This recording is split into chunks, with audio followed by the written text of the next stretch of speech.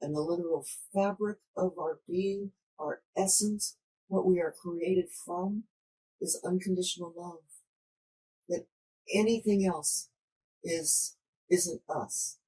We are light at the frequency and vibration of unconditional love. I knew there was nothing I could do, nothing I could say or think or be that would make me in any way, shape, or form not acceptable to this glorious, loving being. This is Beyond with Heather Tesch, where we examine near-death experiences and life itself, hopefully making this life a little better. Hello, everybody. Welcome to my guest, Judith Tylke. Hello, Judith. Hello, Heather. How are you?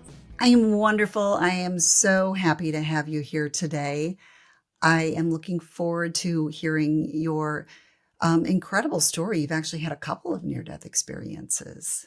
Yeah, two of them. Let's start with the first one, and then if you want, you can just lead right into the second. Okay, I'll do that. The first one, I was very young.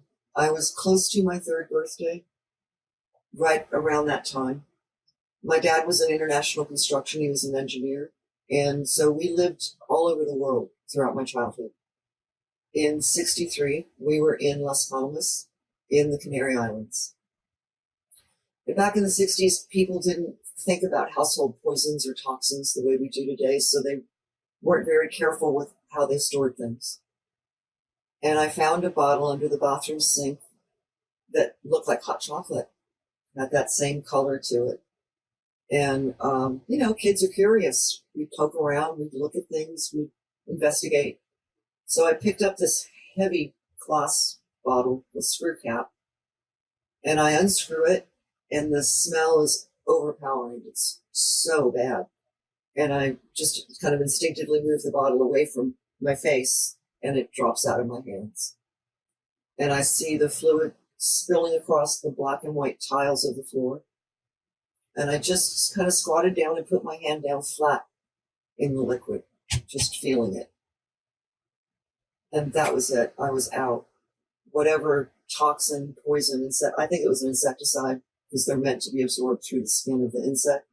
I think I absorbed it through my skin, and I was so little that it just knocked me out straight away. My next memory is being in my mother's arms and her getting into the taxi.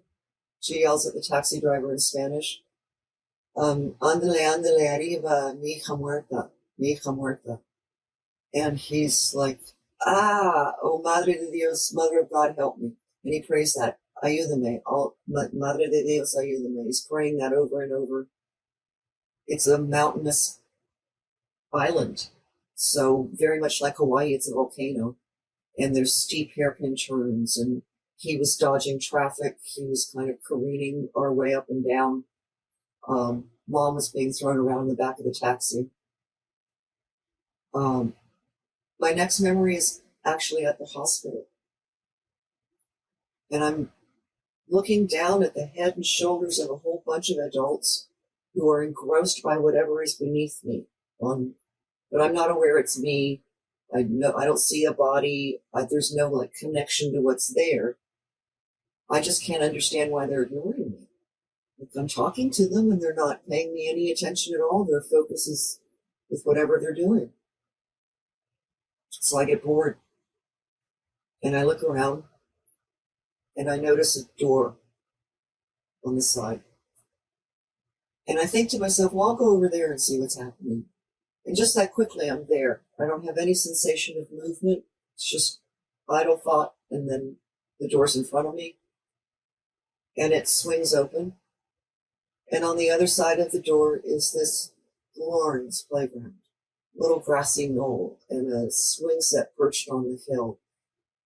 Sunlit, warm, just so inviting. I ran to that swing and I jumped on it and started swinging. I was in such bliss.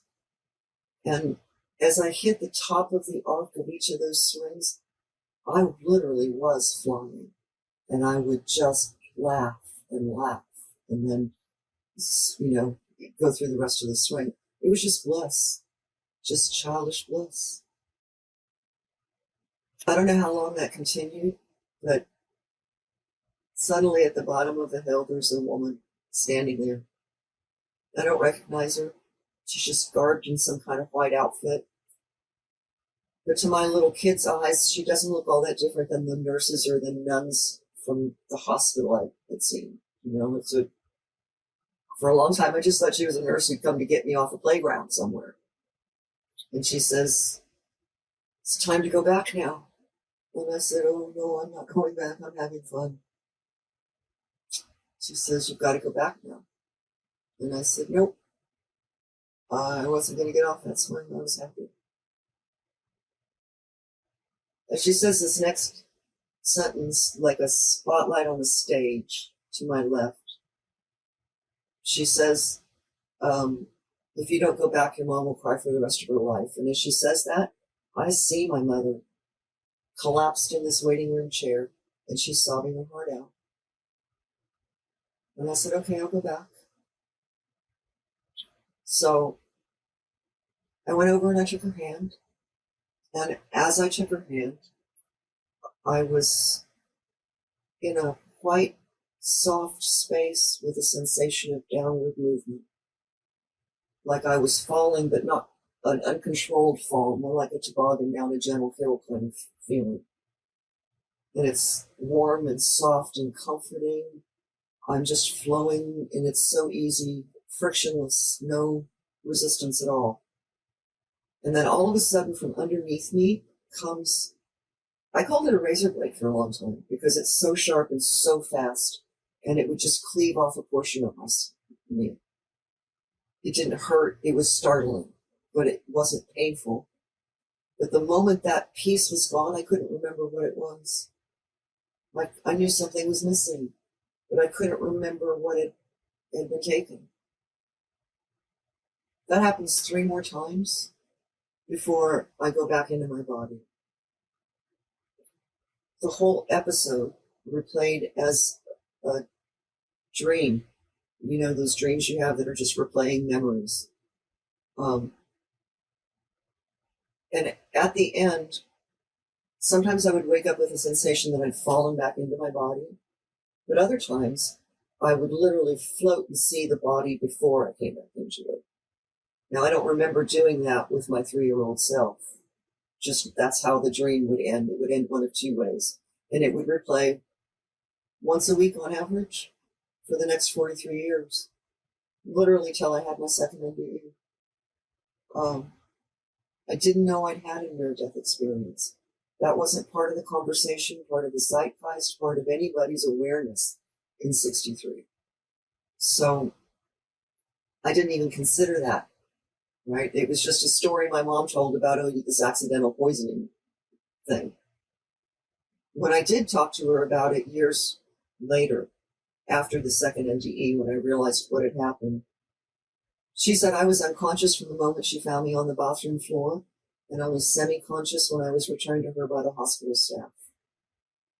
I relayed what I knew of the taxi ride, and her mouth just dropped open. She said, "I don't know how you know any of that. You were conscious." And she validated all of that information. So I know the memory is inaccurate retelling of what happened. 43 years later, and I live a life, normal life like anybody does. I have some awarenesses and things that happen but I think we all do, just different awarenesses for different people, right? I've always seen energy around people my whole life. I see it around you now on the video screen. That's expanded greatly. Now I see it around everything, trees, flowers, birds, it doesn't matter. But a lot of kids see energy.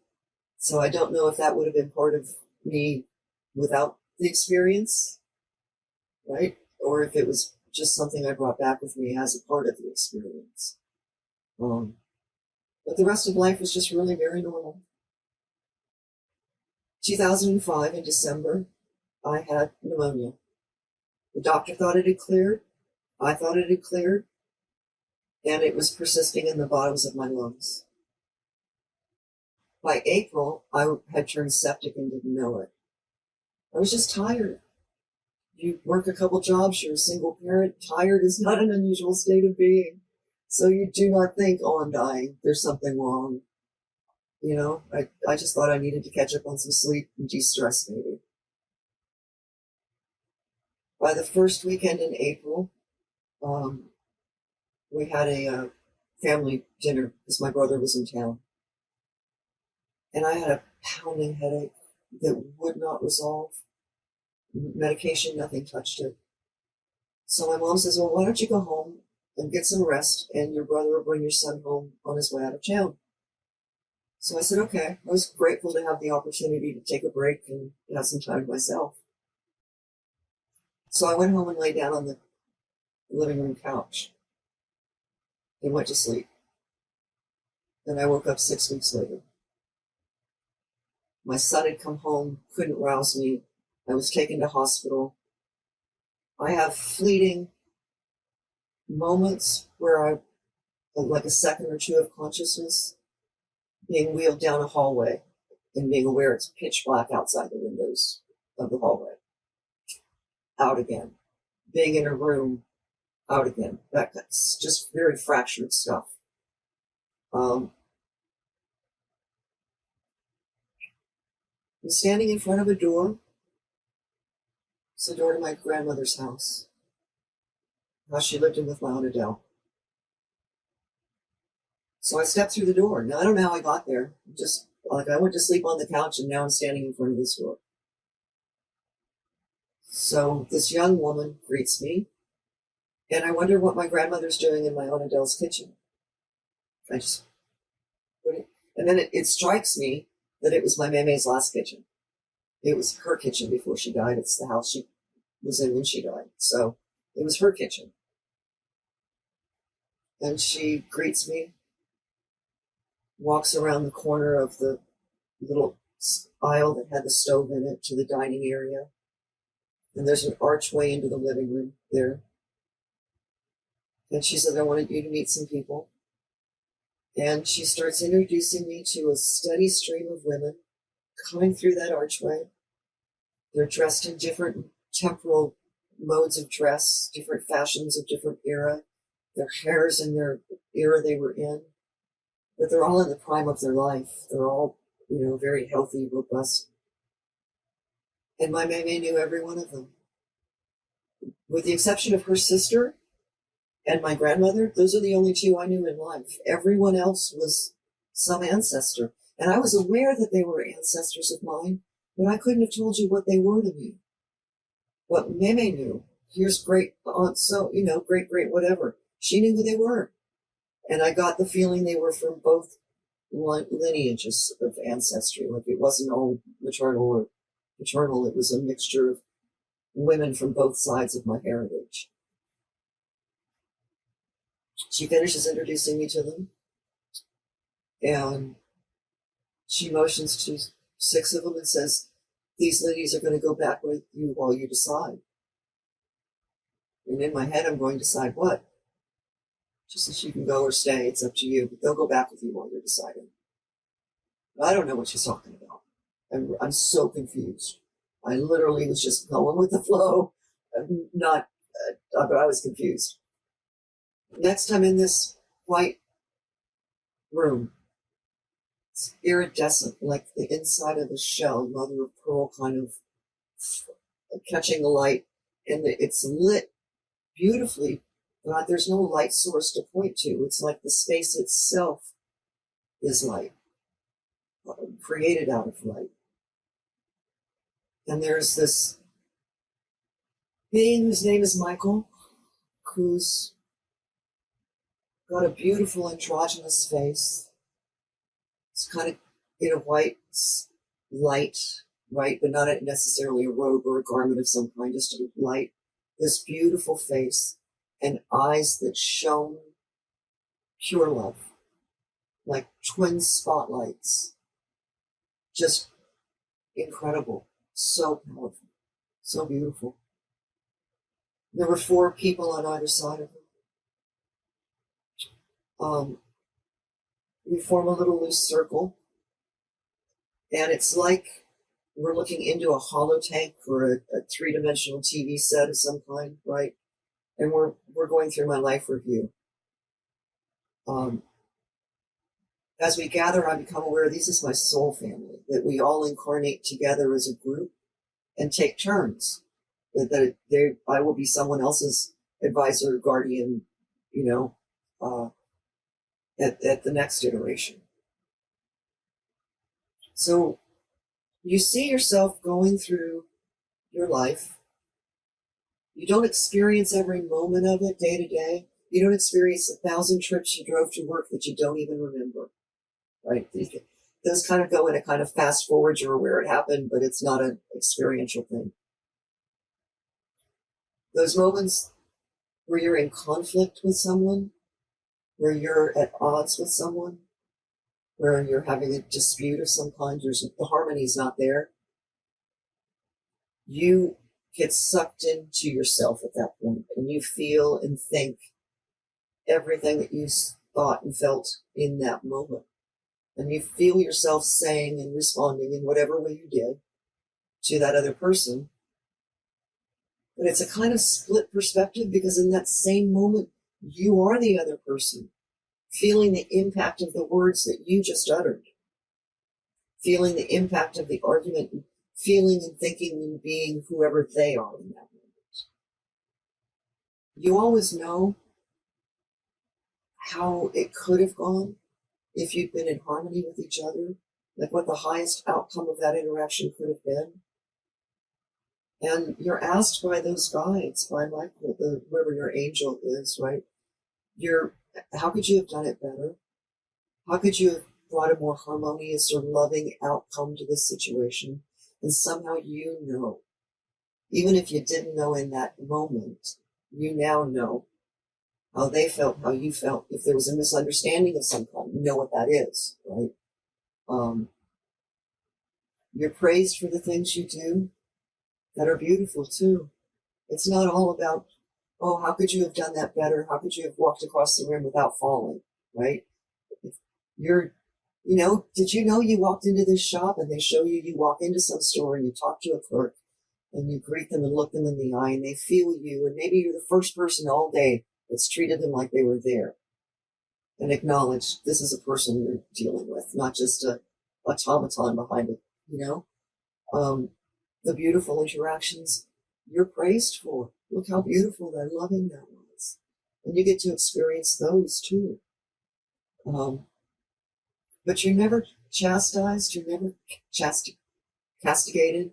You're always treated like a toddler learning to walk. They take you, pick you up, brush your knees off, say, oh, yep, everybody falls down. How could you have done that better? Well, how could you have been more loving? You never feel any kind of judgment in terms of, wow, that was a really crappy thing you did, right? That none of that's there. The life review wrapped up, and all of us moved in together for this group embrace, just this ball of loving, beautiful energy. That faded away, and I'm hanging in light, just a field of light, and I'm suspended in the core of that light. And I become aware that this is source, that it's a part of me, I'm a part of it, and the literal fabric of our being, our essence, what we are created from, is unconditional love. That anything else isn't us. We are light at the frequency and vibration of unconditional love. I knew there was nothing I could do, nothing I could say or think or be that would make me in any way, shape, or form not acceptable to this glorious, loving being. And in that really beautiful moment, there wasn't a hurt, there wasn't a trauma, there was no part of myself I didn't accept fully. If Source accepted me, why don't I accept me, right? I was at such peace with myself. I was so healed, so whole. it was just a complete, there's really no words for it. It's kind of wonder and bliss and love all at the same time. You know you are infinitely cherished and that you deserve every bit of that cherishment. And there's not very much in this world, this culture, that has that, really.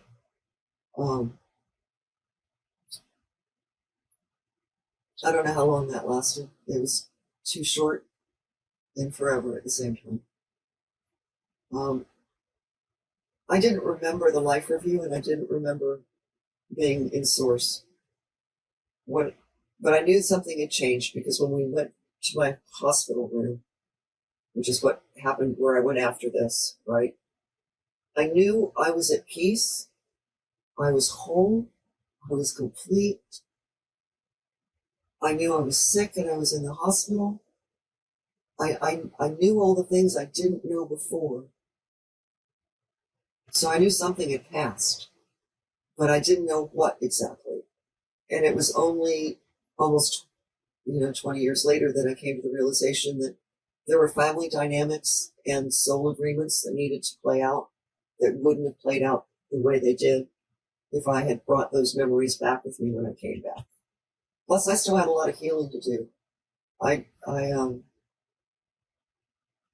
still had to heal from the coma and the illness. Anyway, I'm floating above my body. It's in the hospital bed. I can see it. I can see my Aunt Adele in a chair next to the bed. She's holding my hand. And along one wall is the 6 souls who came with me, the 6 women. They're sitting in these hospital room chairs, right? Just straight back chairs, lined up against the wall, and they're having a blast. They're chitty-chatting and having a coffee clutch, and there's one with a beehive hairdo who's at the end of the line. She's knitting away and talking to her companions, and just the one that's on the opposite end turns to me and says, "Isn't it wonderful? If you come back with us, you can spend all your time visiting with whoever you want to visit with." And she drinks her tea or coffee or goes back to conversing with her others. In the movie The Matrix, when Neo can see the code and you see all these little lines, green lines and dots, it was similar to that in that you were aware they weren't a physical being. They were golden light. But that golden light was in the shape of the woman with the beehive hairdo. It was recognizable. Do you know what I mean? You could recognize that she was in a 2-piece little suit and skirt, and you recognize those things, but it was all in these beautiful golden light tones, if you will. And I can hear them like it's a murmur, but I'm not identifying words. I'm not listening in on the conversation itself, just that it's happening. And I wonder to myself, where's Alex? Where's my son? And they show me my son on the family room floor of my parents' house, hanging out with the dog, watching TV. And they said, "He's fine. He's at your parents'. He's being taken care of. They'll take good care of him." I said, "Okay." And then I just kind of wondered what his life would have been like if we'd stayed in California after he was born instead of moving back to Florida where my parents were. And I'm gifted with a vision of our life in Southern California. I see the street we live on, the house we live in. My son comes home from school. He's excited. He's getting ready to skateboard and hang out with this cousin of his. And I just watch him move around through the house. He's happy. He's healthy. I couldn't ask for more.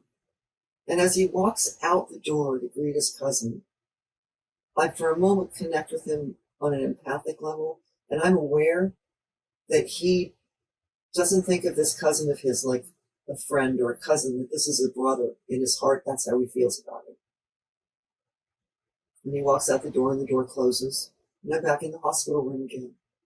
My mom comes in, and she's dressed in her work clothes. She worked in a department store, so she had, dressy casual clothes she wore to work. And she was still in her skirt and sweater. So I knew she'd just gotten off work.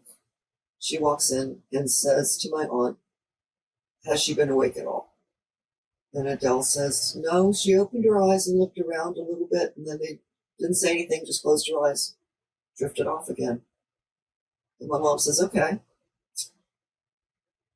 She goes to the corner of the room where there's a chair, and she sits down in the chair, which puts her half in and half out of the lap of the beehive hairdo lady. Beehive hairdo lady doesn't move a tick. She's just knitting away and chatting to her friends like mom's not there. And mom's, of course, unaware completely that these women are energetically in the room. And I'm watching both sides of this dimensional thing, and I'm just thinking it's hilarious. I'm just laughing in my head how funny that looks to see them overlaying each other like that. Still makes me laugh. I just floated there for a little while, very much at peace, but I couldn't stop looking out the doorway into that hospital hallway. I was waiting for my son to come. At no point did I say, I choose to stay, I choose to go back. That was never articulated. But the one thing that I couldn't let go of was my son. There was no other thought in my head, no other consideration. Just where is he? How is he? You know? When I woke up next, I was waking up in intensive care, and I was coming to from the coma. I read my medical records later, and it said they had actually coded me 4 times. So there were 4 times at which they had to resuscitate me. But I only have the 1 NDE experience. I was traveling the whole 6 weeks, though. I wasn't in that body in intensive care, suffering through all that stuff. A friend of mine came to visit me in intensive care while I was in the coma. And she's a very sensitive, empathic person. She leaves the hospital and her husband says, how's Judith? And her answer was, I don't know. Her body's up there, but she's not in it. One of the times I woke up in intensive care, my mother and this friend are standing next to my bedside. She says to me, where have you been? I was here to visit you, but you were here. And I just said I was traveling. And in that moment, I knew that's what I'd been doing. But if you'd asked me for specific details, I'm not sure how much I would have been able to relay. I had a life between life regression, and that actually opened up the door for me to be able to remember more and more and have a greater understanding. It really strengthened that connection with my higher self. But I had knowledge I didn't know where it came from. Come to me during meditation or meditative moments, doing Qigong, slow movements and very meditative kind of thing. And I idly wonder, gee, what's it like to stand outside of time? And the memory comes back, and I re-experience myself standing outside of time as a soul.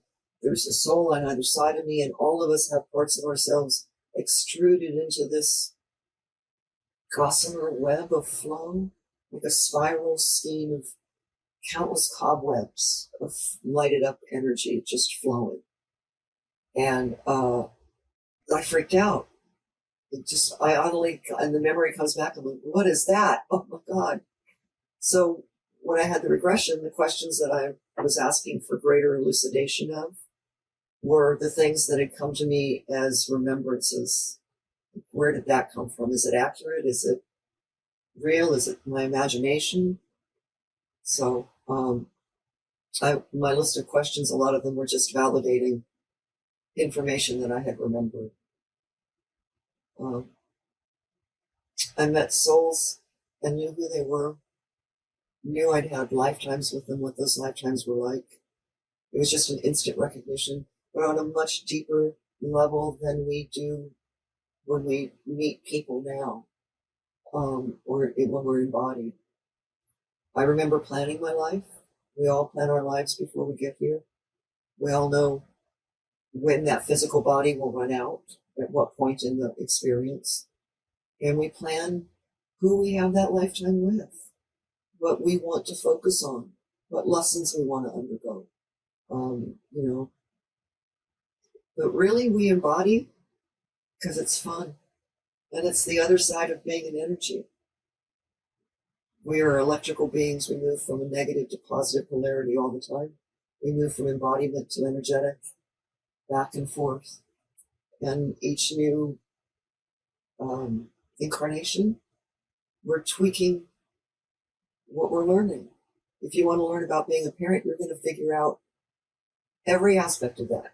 What's the perspective of the child with the parent with the child, which the male or female, and you'll play through every different iteration or potential till the soul is satisfied, it learns all it needs to, and then it finds another area it wants to focus on. We're constantly growing, learning, expanding, and evolving. No differently in energy than we do in what we call life. Judith, your story is just incredible. I know we're not going to be able to fit in all the questions that I have for you, just because there are so many different fascinating aspects. Of course, I always love when I hear just your experience, with the creator, and you're there in that space and all that you feel. But I'm also really curious about the guides that you were with, or angels that you were with. And what intrigued me is that you said that they had encountered lives, and then you were guiding them at the time. Right. The only person, the only soul being there that doesn't embody is Michael. We're said to each have a guardian angel. So I don't think he was the same. I think he was angelic, honestly. So if we have a guardian angel, if there's truth to that, he was mine. And he was all of ours. But each one of the rest of us, and we were 9 altogether, 8 of them and 1 of me, right, would it have a different incarnation. And in that time, I would be one of their guides. I would be one of the people who advise them. Their job is to help us by guiding us from their higher perspective, because they can see more of the picture than we can. We're very narrowly focused on whatever road we're on, whatever journey we're doing at the moment, right? But we sometimes have difficulty in letting go of that focus long enough to see the whole of the picture. And how are they doing that? Is that through intuition? It's through intuition, through feeling. You ask that question in your head and you get that answer and you just know, okay. I think people rely on their guides far more than they're aware of, because it just sounds like they're talking to themselves, right? Do you know who Paul Selig is? No. This wonderful man who channels a group called the Guides. And they said something beautiful that's just resonated deeply with me. They said, when we stand in our integrity, when we stand in our honor, we stand up for what's right, not because we're going to get anything out of it, but because it's just the right thing to do. When we stand up for love, we are literally embodying our souls. We are embodying our soul in that moment. Our honor is our soul. And it doesn't lead us wrong. It doesn't. Ego will lead you down the road and leave you naked and crying at the end of it. But your honor doesn't do that. It'll never trick you. And it never gives bad advice. And that voice is a part of all of us. We all have access to that guidance. Judith, when you were in the hospital room, you sort of had 2 dimensions overlapping. And I'm curious, were those beings just visiting? Or do you think that there's always things happening around us in another dimension? Always happening around us. I had the impression that the women were so used to ignoring those of us who are embodied and can't recognize them that they don't see us unless they want to. Do you know what I mean? I hate to call her the beehive hairdo lady, but I don't remember what her name was. My mother wasn't reacting to her presence, and so she was just bad manners to react to my mom's presence, kind of thing, right? But not.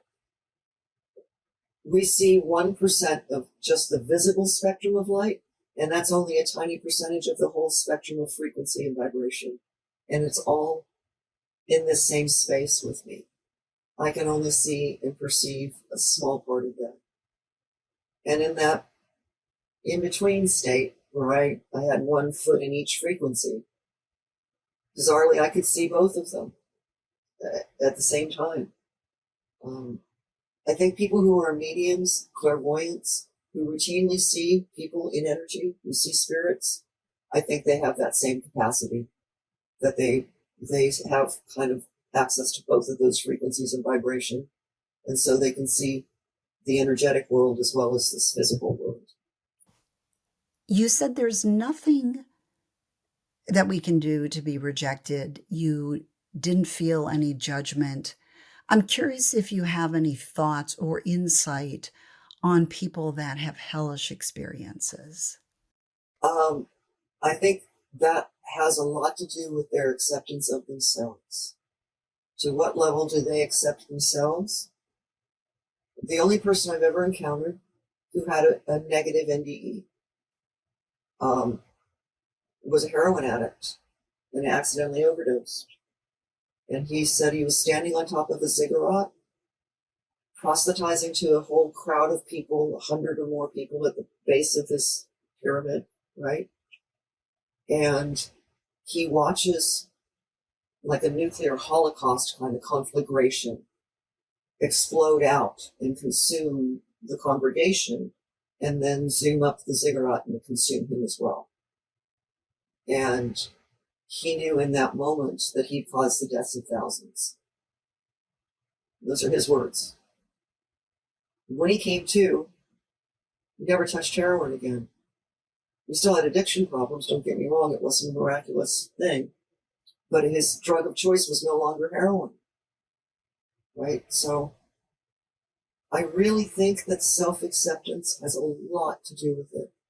And let's face it, we're not taught to accept ourselves in this culture. We're not taught that by religion. We're not taught that by the media, the advertising we see. It's always want something else. You only have this, then you can be that. And that's, each one of us has to accept ourselves and befriend ourselves. We should be as kind to us as we are to our best friends. And most of the time we're not, right? So I think the amount of harmony someone has with themselves is what has to do the experience. Every person, every soul has a soft landing. They see what they expect to see. So if you're expecting to see Jesus and Mary, you will see Jesus and Mary. Okay? But after you've acclimated to the fact that you are no longer in a body, you're no longer connected to that lifetime, you're shown that there is no hierarchy in heaven, that there's source in all of the rest of us, but we're all the same body. There's no part of that body that considers itself to be a greater piece than the other. The head doesn't say, I'm better than the feet. The heart doesn't say, I'm better than the gut. All of us work for the health of the whole. And we are keenly aware of the fact that it's not opposite, it's complementary. So you get to see that, but everybody has to go through their adjustment phase. You have recalled many past lives through past life regressions. And there's one that stood out to me. I heard you mention that you had a life on another planet. Most of them were here on Earth, but you had one that was on another planet. And I'm curious to have you tell me everything that you saw, if you know what you looked like or what you saw around you. I'd love to hear more. There's a gentleman named Richard Martini who's made some movies about life after life and near-death experiences. And Scott DeTamble, the gentleman who did my regression, was in one of those programs that Richard made. And I recognized him. One of those, I knew the guy, but didn't know where I knew him from. And I said to myself at the time, I'm going to get him to do my life between life regression. So I relayed that to him when we met. And so even though it wasn't on my list, he asked the question, Judith recognized me from somewhere. Do you know, where was that? And the answer was that we knew each other in a lifetime long ago, on a planet so far away that we really don't even know about it from the perspective of Earth and what the Earth can see. But it's in the same galaxy, and that Scott and I belong to a sect that trained their voices as vibrational instruments of healing. So we used sound technology, sound healing, and we spent our whole lifetimes practicing that modality of healing.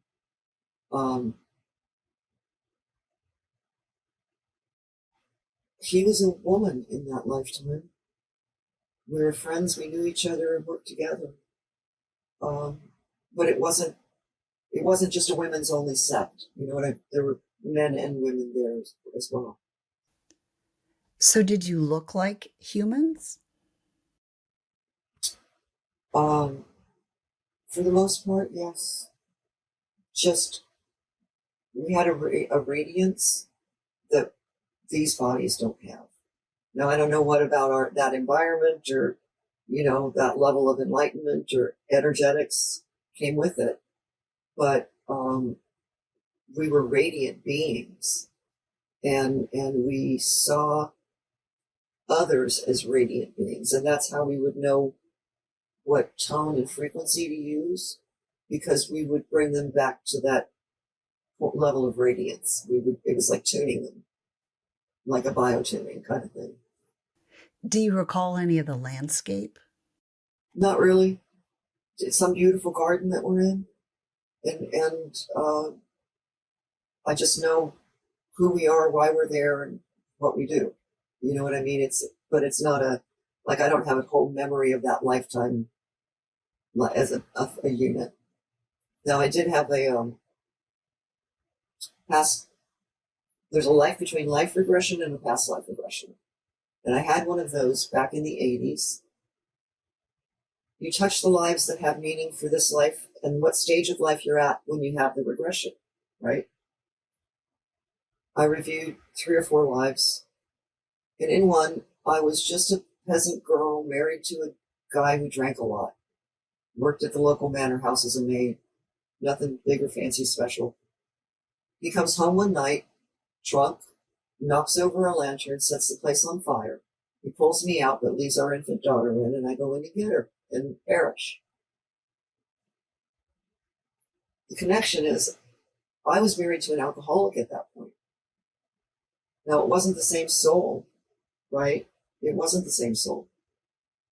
But the same situation was playing itself out again. And I had a different set of choices available to me. I don't know if Scott hadn't asked me specifically about where we knew each other from, whether that memory would have come to the fore or not. Probably not, because I don't know how, other than he uses his beautiful voice now to help people connect with themselves and heal. And that's what he did in that lifetime too. So it's just another synchronicity and cycle that's repeating. It's really beautiful. So it sounds like the things that you learned there, some of that you're bringing here into this life, seeing if maybe you can do a better job. Right. Or just learn a new aspect of something. Like, how does that change my perspective? How does that change my knowing of something? Every new incarnation is like a set of variables for an experiment. You want to see if I change this concentration of that, how does that change this? And where does that go? Right? So we set that up from an environmental standpoint. I'm going to be on a planet with this kind of gravity and this kind of atmosphere and this kind of body, whatever. But also from an emotional and spiritual standpoint too. So some of the stuff that we undergo in our lives are challenges we set up for ourselves. You know, here, I'm going to give myself this situation and see what I do with that one. And each one is a new learning opportunity.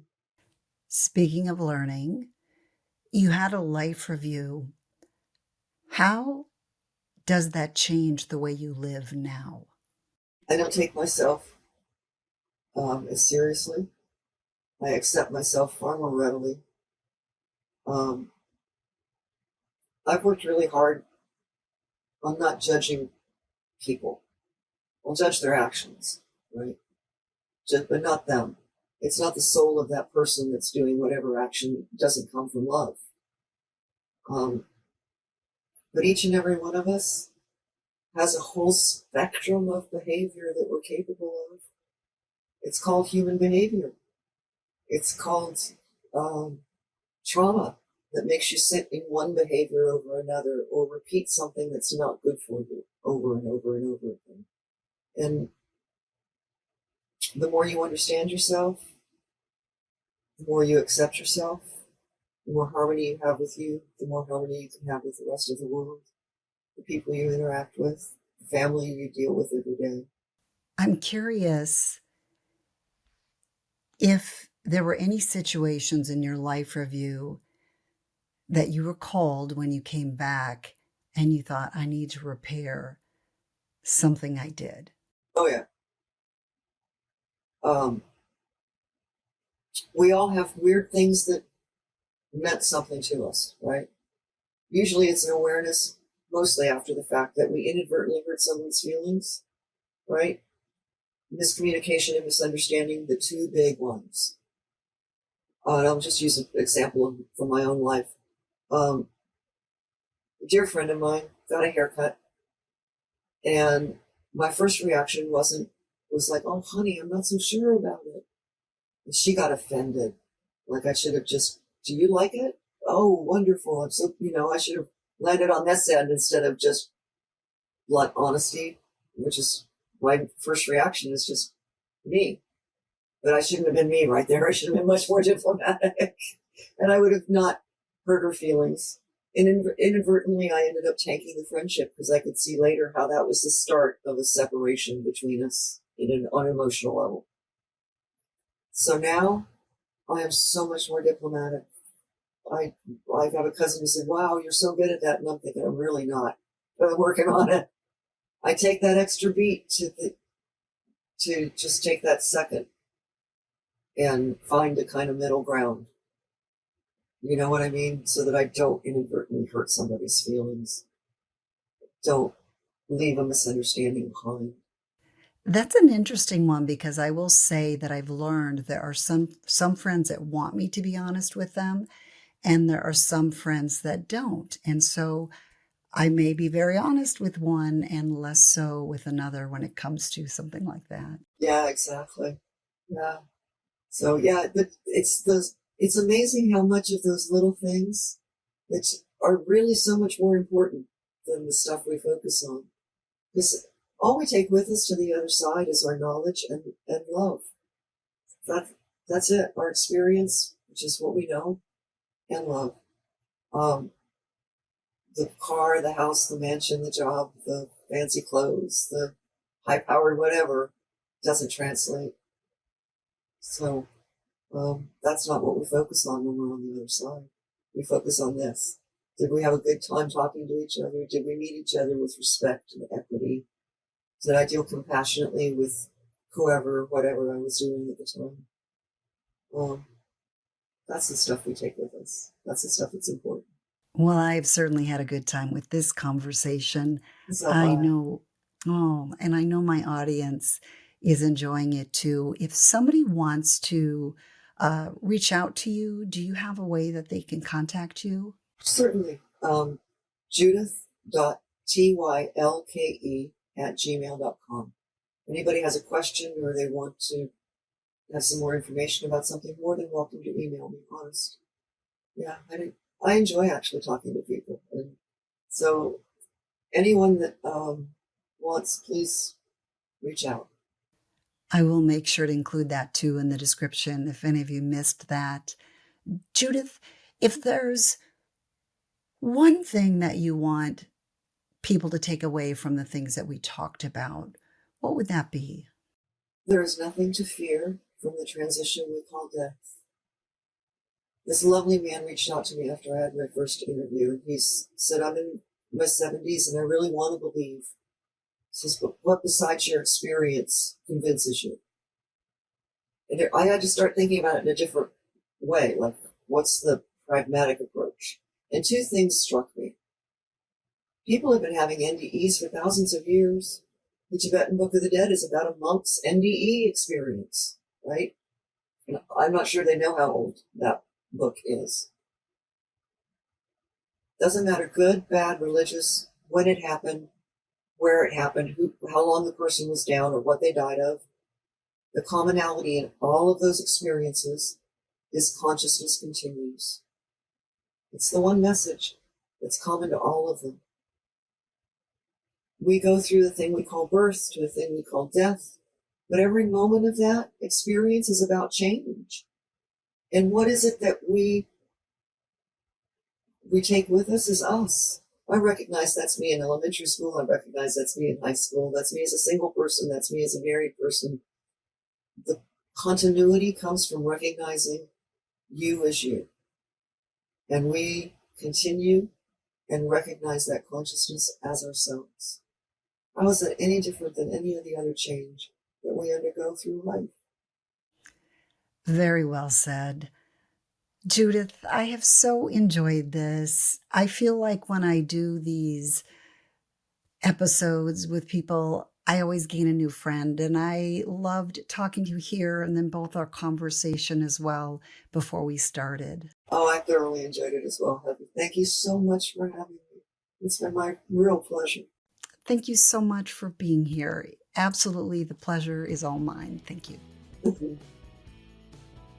Here we go again, another amazing guest. I loved hearing her story. Judith really has had an incredible experience, especially her second near-death experience. The first one was so interesting too, but then to have that later one when she was in her mid-40s, there was just so much to that. So I would love to hear your thoughts on that. I have to say too that I just enjoyed Judith so much as a person. She really is a kind soul. She just wants to get out there and spread the word that you don't need to be afraid of what comes next. And I just really enjoyed talking to her.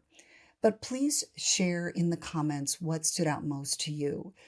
There were a lot of things. I thought it was really interesting to hear about the guides, and they take turns coming here to Earth. I hadn't heard that one before. I could hear over and over again when people talk about their experience in the light and just how loving and wonderful it is. It was also really interesting that she mentioned the dimensions going on at the same time in her hospital room.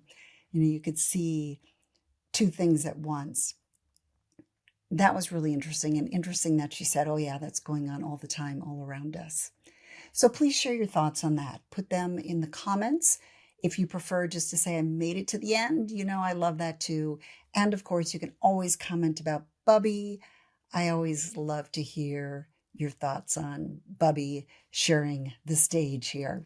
So he loves to be here. It's funny, but he always comes over here every time I'm shooting these interviews. Otherwise, he's off in the house somewhere, wherever, but he's kind of just drawn to this. So thank you, everybody, for your comments. I appreciate it if you would give it a like too. And thank you for subscribing. If you haven't, I hope you will. If you enjoy Judith, and if you know a friend who may enjoy listening to her as well, please share a link to that. And then also, I always want to let you know there is a link in the description to my playlist, and you will find so many great people with just outstanding stories. So please, if you haven't gone back to listen to all my great guests, take the opportunity now to check out a couple of them.